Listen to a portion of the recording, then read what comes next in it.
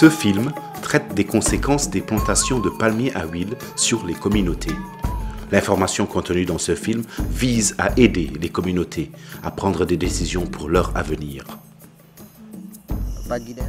Dans les régions où les terres n'ont pas encore été cédées à la compagnie, il faut mieux que nous réfléchissions et que nous calculions les avantages et les inconvénients de renoncer à nos terres au bénéfice de la compagnie de palmiers à huile.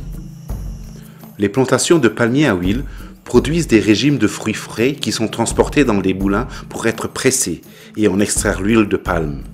Cette huile appelée huile de palme brute est expédiée à travers le monde vers des usines de transformation. L'huile de palme sert de matière première à beaucoup de produits. Ces produits sont consommés principalement dans les pays du Nord, la Chine et l'Inde.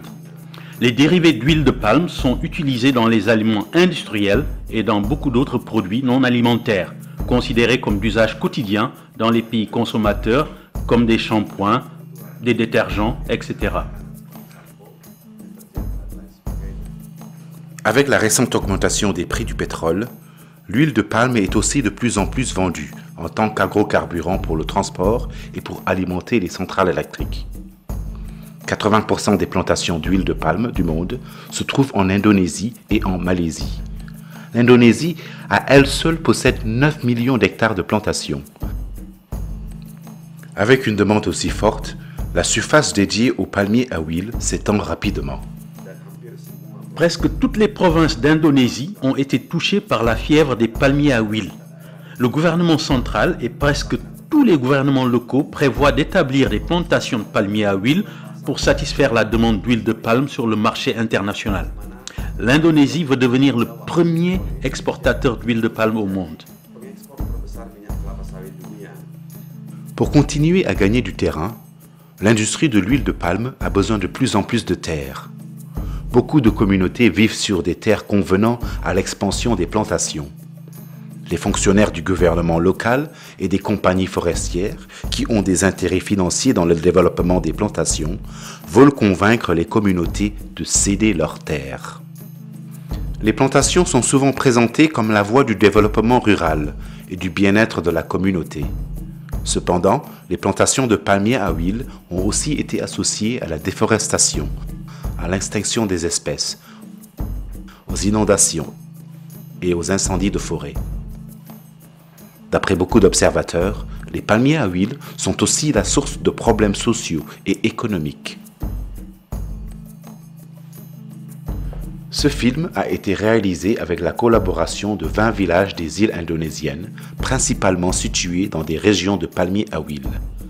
Les membres de ces communautés décrivent les conséquences des plantations de palmiers à huile sur l'économie locale, les systèmes agricoles, l'eau, leur culture et leur savoir traditionnel, et leurs droits de propriété sur la terre. Ils donnent également des recommandations et des messages d'espoir à propos du développement de leur communauté. L'objet de ce film est de donner aux communautés vivant dans les zones d'expansion plus d'informations sur les plantations de palmiers à huile. Prenez le temps de le regarder. Tenez plusieurs réunions de village. Assurez-vous que chacun ait la possibilité de prendre la parole. La décision de céder vos terres à la compagnie forestière ou de rejeter les plantations de palmiers à huile est la décision la plus importante qui soit pour votre famille et pour les générations futures.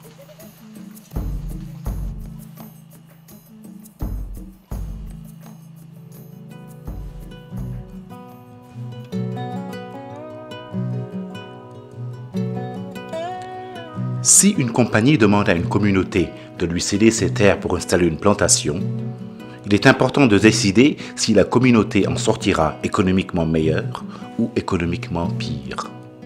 Si tu rejoins la plantation de palmiers à huile, tu vivras heureux et confortablement. Au lieu de fumer des cigarettes bon marché, tu pourras fumer des cigarettes plus chères. Tu pourras boire du Coca-Cola au lieu de l'eau. Tes enfants pourront aller étudier aux États-Unis. Ça, c'est le genre de promesses qu'ils font pour attirer ceux qui ne comprennent pas la vérité sur les plantations de palmiers à huile.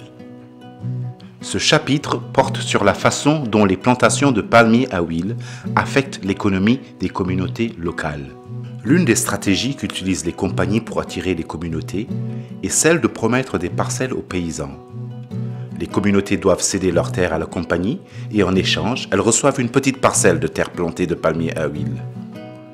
La compagnie couvre les coûts initiaux de la mise en place des parcelles, mais ensuite, les agriculteurs doivent rembourser ces coûts. Mon expérience d'agriculteur possédant une petite parcelle de palmiers à huile a été la suivante. On m'a dit que le montant de ma dette envers la compagnie s'élevait à 5 400 $ que je devais rembourser sur 10 ans. Après un an d'activité, le plus haut revenu mensuel que j'avais reçu à gagner était de 13 $ par mois après déduction de mes mensualités de paiement. Je dois payer les engrais, la maintenance, le transport, etc.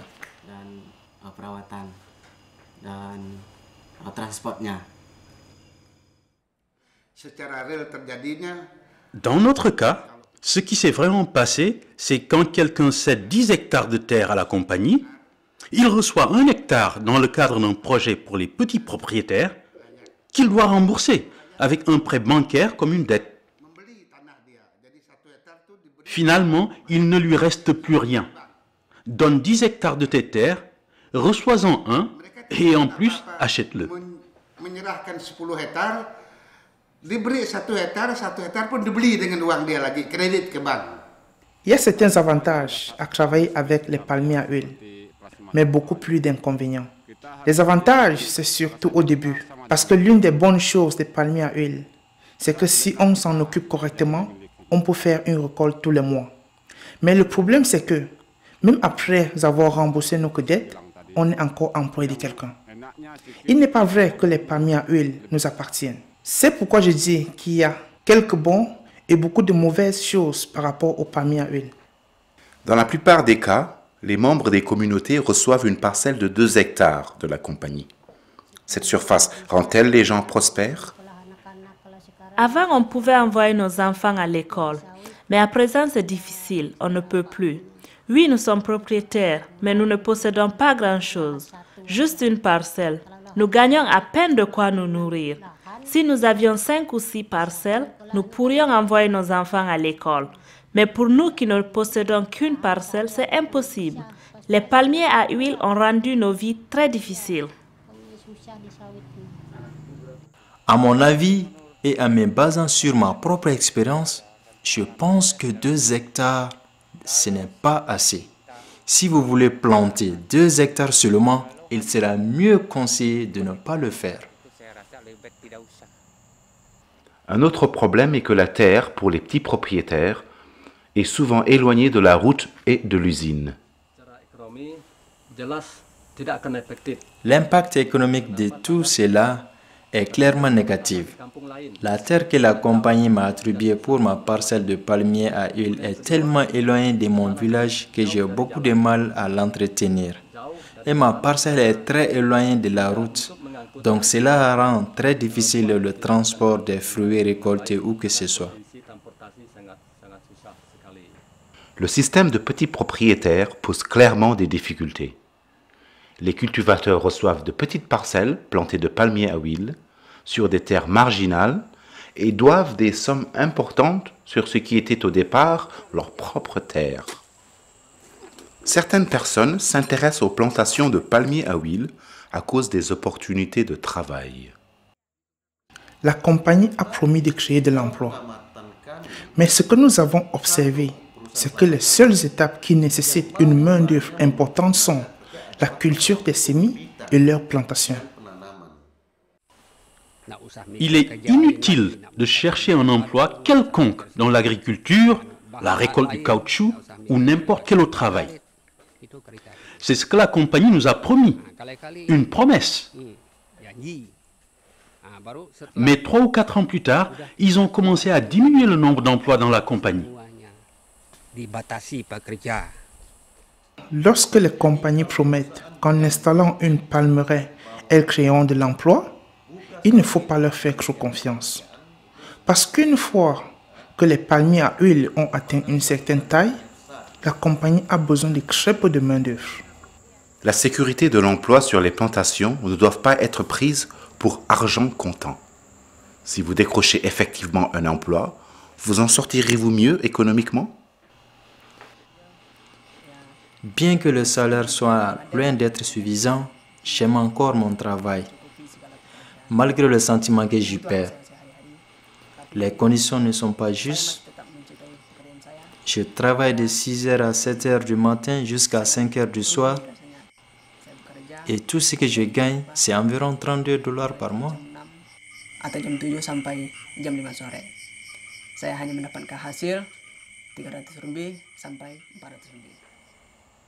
Les compagnies disent aux communautés qu'elles leur payeront une compensation pour les terres qu'elles ont cédées pour la plantation. Ils payent $36 par hectare pour des terres vierges, $100 par hectare pour des terres fertiles et $73 par hectare pour des terres non fertiles. C'est ce que la compagnie nous a dit lors de notre réunion de village.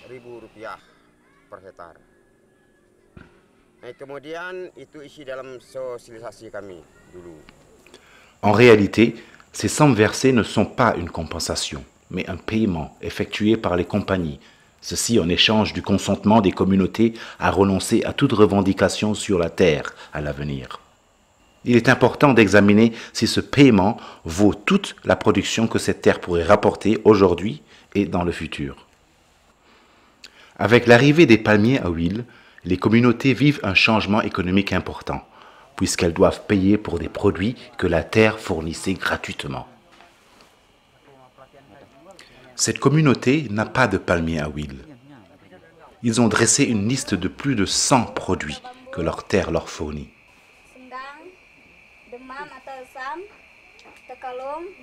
Bois de chauffage, nourriture, matériaux de toiture, médicaments, produits d'artisanat et fruits.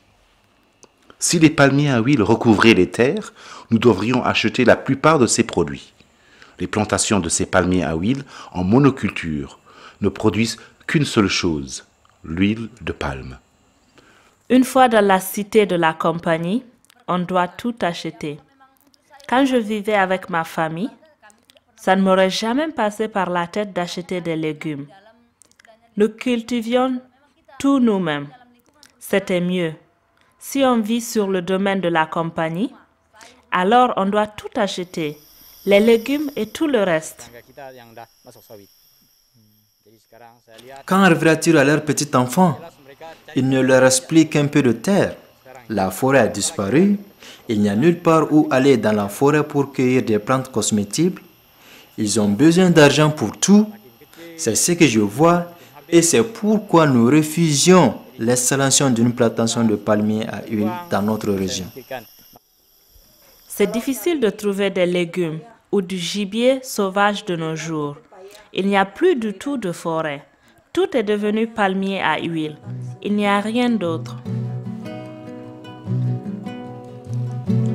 Les palmiers à huile permettent le développement économique de quelques-uns, mais ils créent des difficultés économiques à beaucoup d'autres. Beaucoup de cultivateurs de palmiers à huile et d'ouvriers agricoles luttent avec des dettes, la précarité de l'emploi et de faibles revenus. Ces choses doivent être examinées soigneusement avant que la communauté ne prenne sa décision.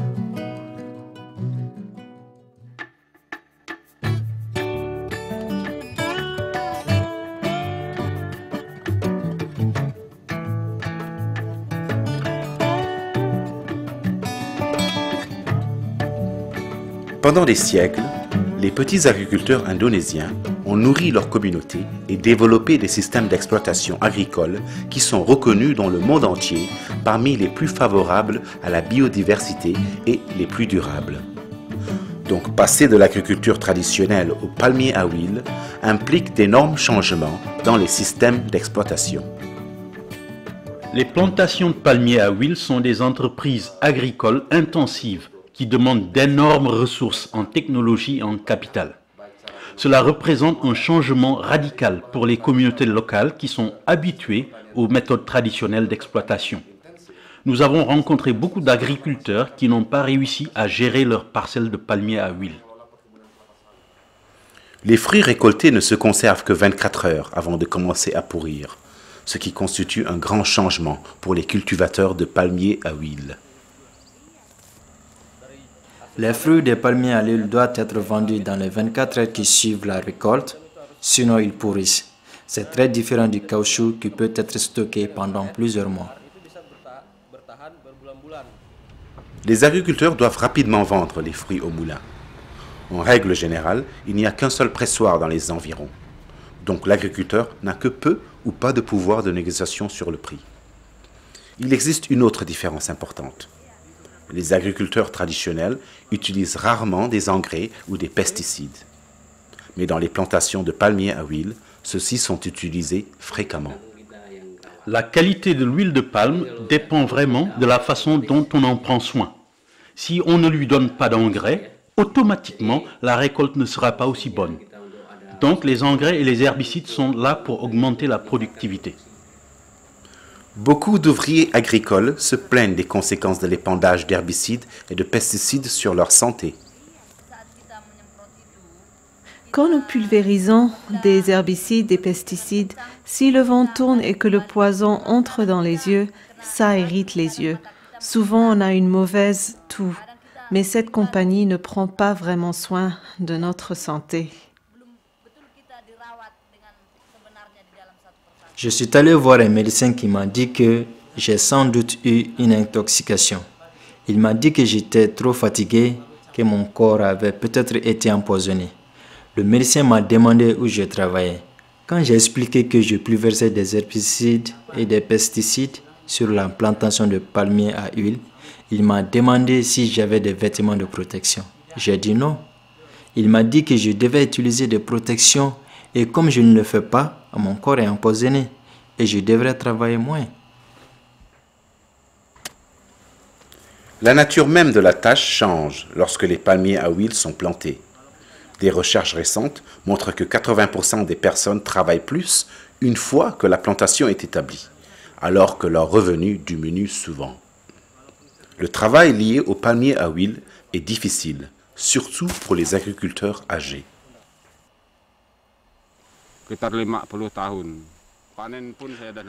Pour un vieil homme comme moi, j'ai 50 ans maintenant. C'est très difficile de cueillir les fruits pour la récolte. Je ne peux plus le faire. Pour mes enfants et mes petits-enfants, il vaut mieux cultiver des EVA. Les EVA sont différents. Même quand on vieillit, on est toujours capable de récolter le caoutchouc. Avec les palmiers à huile, c'est difficile quand on a plus de 50 ans.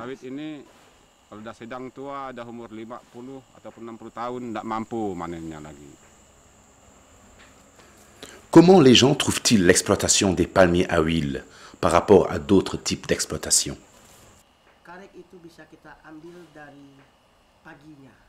On peut aller récolter les caoutchoucs tous les matins et vers 10 heures, on est tranquille et on retourne à la maison.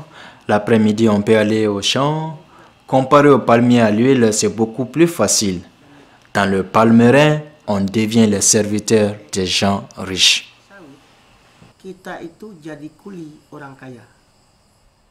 Au début, la compagnie nous a dit qu'on travaillerait 7 heures par jour. Mais en fin de compte, on doit travailler jusqu'à ce qu'on atteigne l'objectif qu'ils fixent. Si on travaille pour la compagnie, lorsqu'on arrive à la maison, on n'a plus de temps pour rien. C'est pourquoi je préfère travailler dans un environnement libre et pas pour la compagnie.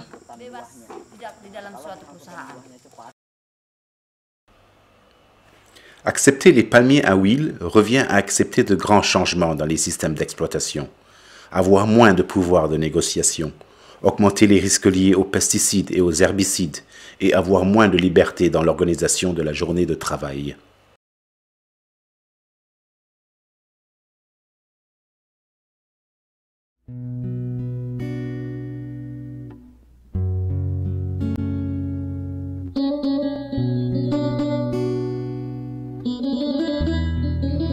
Nous avons besoin d'eau pour laver, pour boire, pour se déplacer et pour jouer. Sans eau, il n'y a pas de forêt, pas de riz, pas de vie. L'Indonésie est très bien approvisionnée en eau. Cependant, les communautés qui vivent sur les plantations de palmiers à huile ou dans les environs font souvent face à des pénuries d'eau. Dans le passé, quand il n'y avait pas de plantation de palmiers à huile ici, les fleuves étaient très profonds, mais aujourd'hui, il est peu profond. C'est difficile de trouver de l'eau de nos jours. Autrefois, c'était facile, mais ça devient très difficile de trouver de l'eau potable. Il faut aller au pied de la montagne pour trouver de l'eau potable. Dans le passé, quand il y avait encore de la forêt, après 1 ou 2 mois de saison sèche, on trouvait encore beaucoup de ruisseaux. Mais maintenant, après 1 mois de saison sèche, les rivières sont toutes petites, elles sont déjà asséchées. La forêt est défrichée avec de la machinerie lourde. À cause de la terre compactée et de la perte de végétation, l'eau a plus de mal à être absorbée. Donc pendant la saison des pluies, les inondations sont inévitables. L'écoulement plus rapide de l'eau et le soleil qui sèche la terre défrichée font que les ruisseaux sèchent plus vite pendant la saison sèche. Creuser des canaux de drainage dessèche encore plus la terre et les fleuves. Dans les tourbières, cela signifie que le risque d'incendie augmente, comme les incendies qui ont eu lieu en Indonésie en 2006.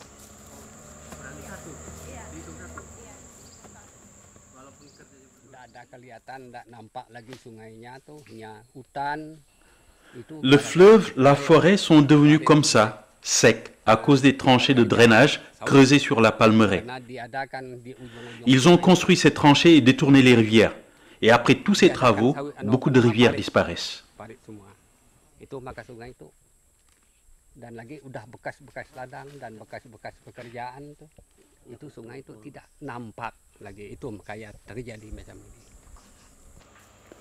En poussant, les palmiers à huile ont besoin d'énormes quantités d'eau.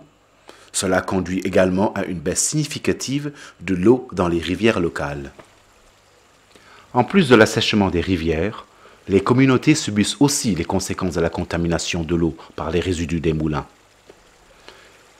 Certaines compagnies traitent leurs résidus conformément à la loi, mais la plupart les déversent dans les rivières. Avant, j'étais chargé de la gestion des eaux usées pour la compagnie. Donc j'avais vraiment aidé la compagnie à cette époque-là. Après tout, ils payaient mon salaire. Quand la saison des pluies commençait, le bassin de décantation se remplissait et je devais déverser les déchets dans la rivière. Je le faisais en pleine nuit pour que personne au village ne le sache. C'était ça mon boulot. Cette roche est couverte de déchets de l'usine d'huile de palme brute. Ça sent très mauvais, comme de l'excrément humain. Quelles sont les conséquences de la contamination de l'eau?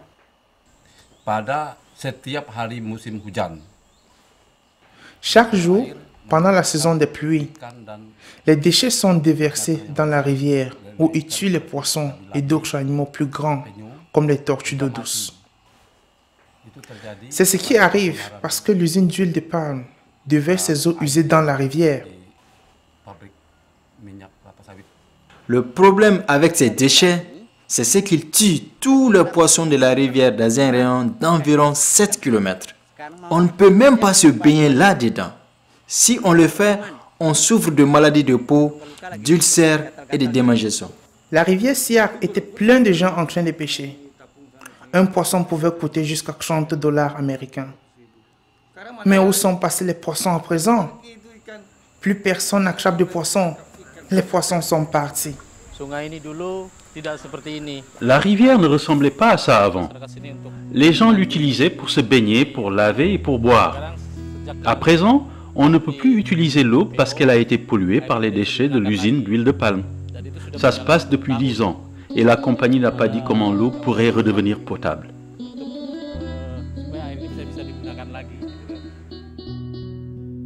La plupart des communautés pensent que les plantations affectent autant la qualité que la quantité de l'eau disponible dans les villages.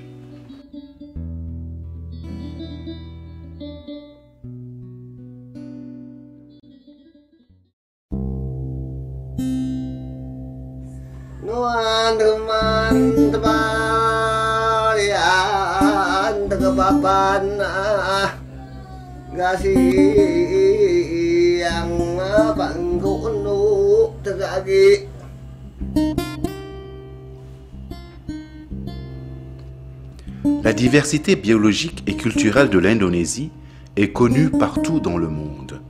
Les plantations de palmiers à huile peuvent avoir un impact important sur la culture, les coutumes et le savoir traditionnel. La diversité des plantes dans cette région a un impact direct sur les rites et coutumes locaux. Tant qu'on peut trouver les différents produits de la forêt utilisés dans les cérémonies traditionnelles, on peut respecter les coutumes culturelles et spirituelles. Si la forêt disparaît et qu'elle est remplacée par une plantation en monoculture, comme les palmiers à huile, alors automatiquement le mode de vie et les traditions des populations locales changent. Le passage aux monocultures de palmiers à huile peut entraîner différents types de changements culturels.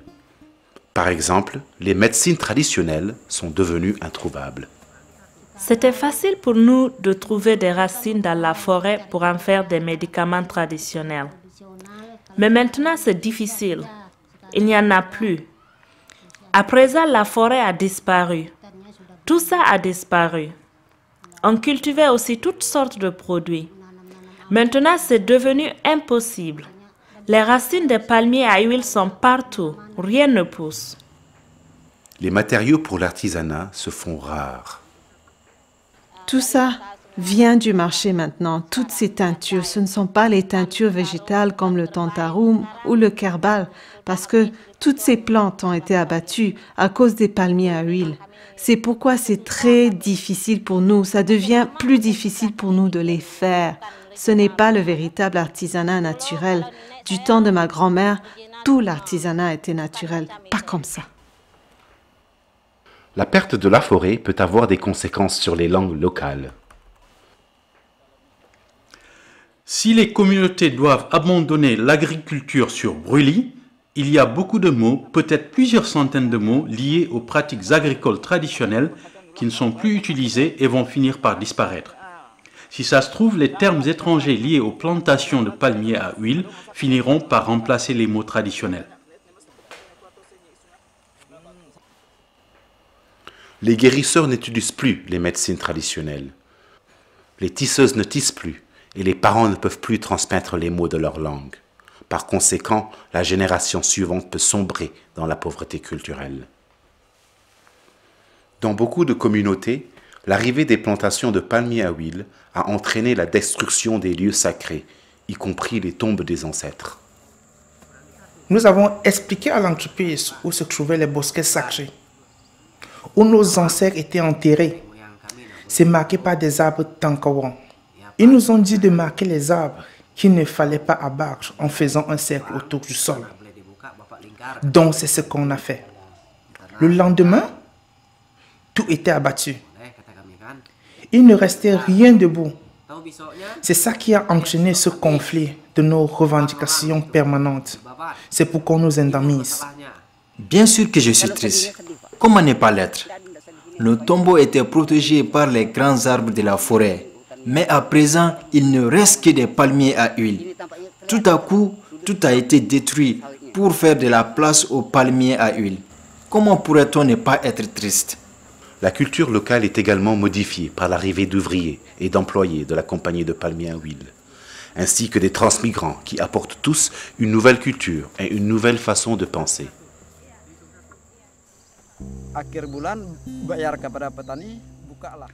Tous les mois, après la récolte, les compagnies mettent en place un marché de nuit et ça détériore et sape les valeurs morales de la communauté.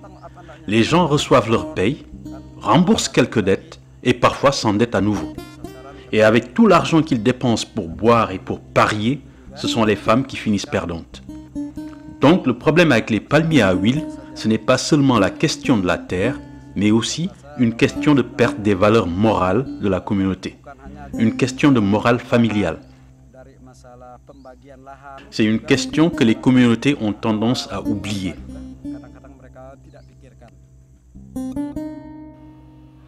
Les conséquences sur la culture locale sont une question importante pour les communautés intéressées par les plantations de palmiers à huile.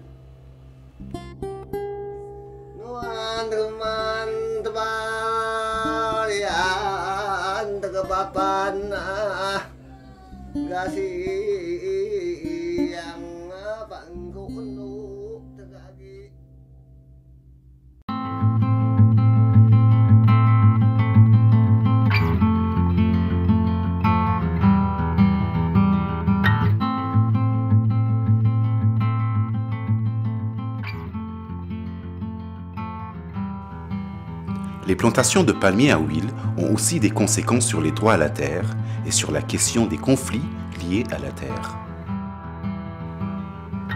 Les entreprises de plantation ont besoin de grandes étendues de terre pour continuer à faire d'énormes profits.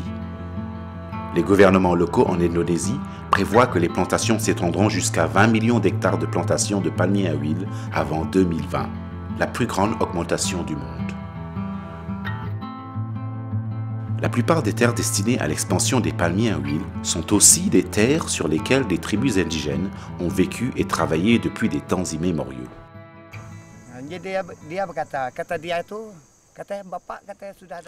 Il m'a demandé si j'avais un acte de propriété et je lui ai répondu que chaque arbre fruitier est un certificat en lui-même. Chaque arbre de Tengkawang, chaque EVA constitue un certificat. Je suis un indigène d'ici. Mes ancêtres protégeaient et défendaient cette terre et on fera pareil. Je ne veux pas que des étrangers nous dérangent. On ne permettra à aucune entreprise d'établir des plantations sur nos terres.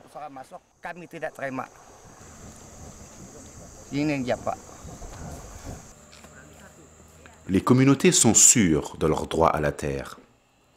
La constitution indonésienne reconnaît les droits coutumiers sur la terre. Cependant, les lois existantes n'assurent pas une protection adéquate aux droits des communautés à la terre. Plutôt, elles renforcent les droits de l'État sur la terre. Le gouvernement peut donc concéder des permis aux compagnies qui souhaitent installer de nouvelles palmeraies. Les compagnies doivent donc convaincre les communautés de renoncer à toute revendication sur la terre afin d'éviter tout problème dans le futur. Les compagnies persuadent les communautés en payant les leaders locaux ou en promettant des emplois et des parcelles qu'elles ne fournissent pas toujours. Les compagnies disent aux communautés que la terre reviendra aux propriétaires après que le permis expire. Ils ont dit qu'ils nous paieraient une compensation pour la terre. Ils ont dit que si les palmiers à huile échouaient, ils rendaient la terre aux propriétaires. Ils m'emprunterait la terre que pendant 25 ans. C'est ce que la compagnie de palmiers à huile nous a dit. Cependant, quand les compagnies disent que la terre va être rendue aux propriétaires, ce qu'ils veulent dire, c'est que la terre sera rendue à l'État, pas aux communautés.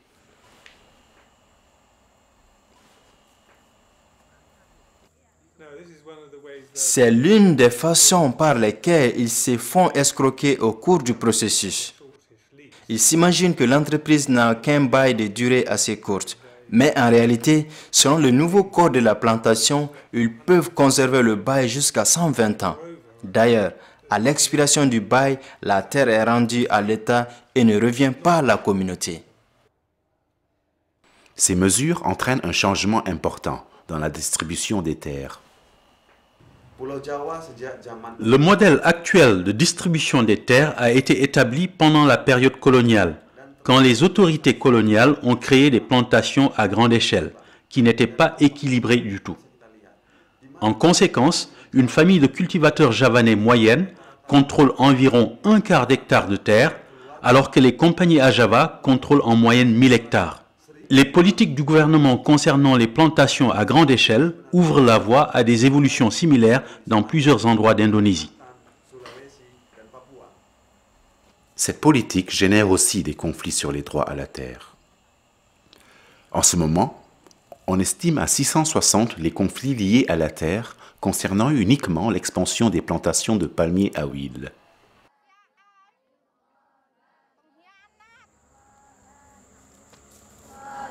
Autrefois, toute cette terre appartenait à la communauté. Elle a été saisie. 2 hommes ont été tués en défendant cette terre. Ils ont été kidnappés et tués seulement parce qu'ils voulaient défendre cette terre. On ne sait pas qui les a tués et personne n'a jamais fait d'enquête là-dessus.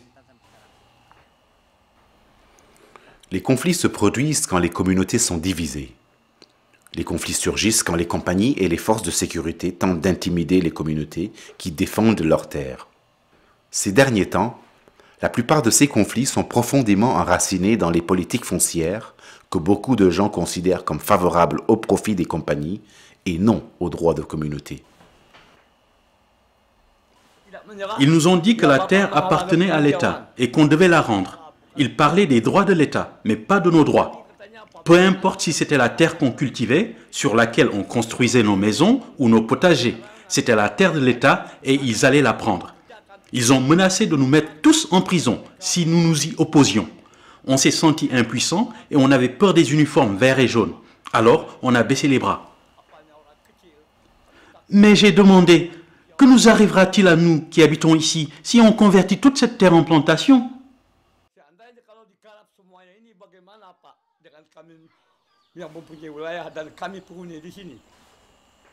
Les plantations de palmiers à huile sont présentées comme la voie du développement. Mais le développement peut aussi se faire d'autres façons.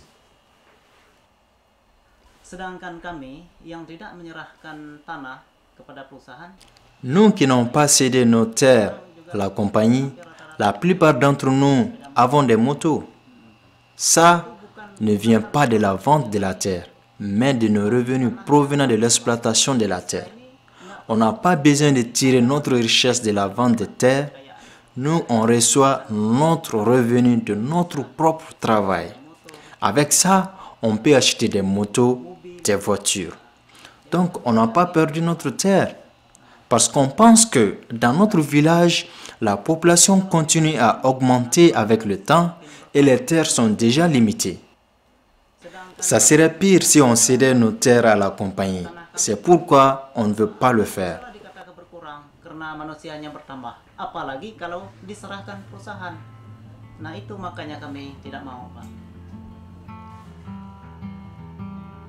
Les communautés doivent réfléchir aux nombreuses conséquences des plantations de palmiers à huile sur l'économie locale,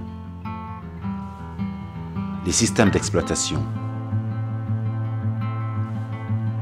l'eau, la culture et les droits sur la terre. La deuxième partie de ce film donne des exemples de modèles de développement économique menés par les communautés elles-mêmes. Elle présente aussi les étapes qu'une communauté peut suivre pour prendre la décision d'accepter ou de rejeter les palmiers à huile.